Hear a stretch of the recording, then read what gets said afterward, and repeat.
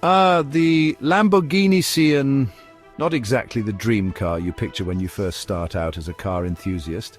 It's not the shiny, roaring beast you'd expect. No, when I found this Sian, it was more of a sad, rust-covered hunk of metal.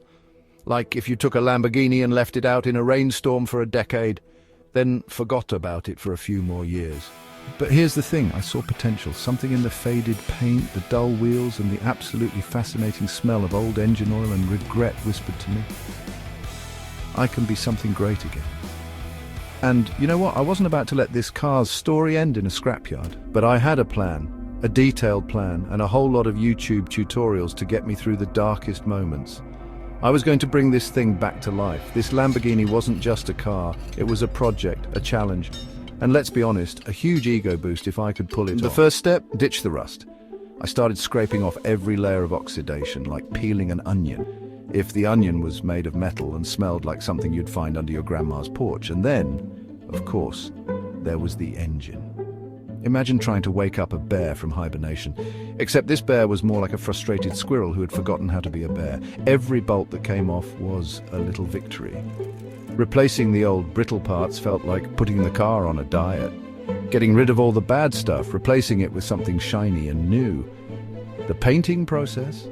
Let's just say I had more paint on my face than on the car at some points. But hey, no one ever said restoration was a clean job, right? Then came the breakthrough moment, the day I turned the key and nothing happened. Just kidding. There was definitely a moment of sheer panic when it refused to start. But after some tinkering, some choice words, and possibly a prayer to the car gods, the engine roared to life, and there it was, the moment I'd been waiting for, the Sian's engine purring like a kitten on steroids. I swear in that moment I felt like I could conquer anything. And finally, the test drive. Let me tell you, that first ride was more than just about speed. It was about everything we'd been through together. The late nights, the trial and error, the frustration, the victories, but that first time I hit the gas, felt the engine surge and heard the purr of the restored exhaust, it was like I had found a long-lost friend again. We weren't just two random entities anymore, we were a team. As I drove, the world felt like it was cheering me on. Every turn, every corner felt like a chapter in this car's comeback story.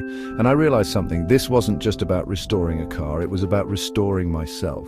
You know, in a weird, mechanical, slightly greasy kind of way. So here we are, from rust to road ready, from what was I thinking to this was totally worth it. And honestly, if this car could talk, it'd probably say, never doubt a classic.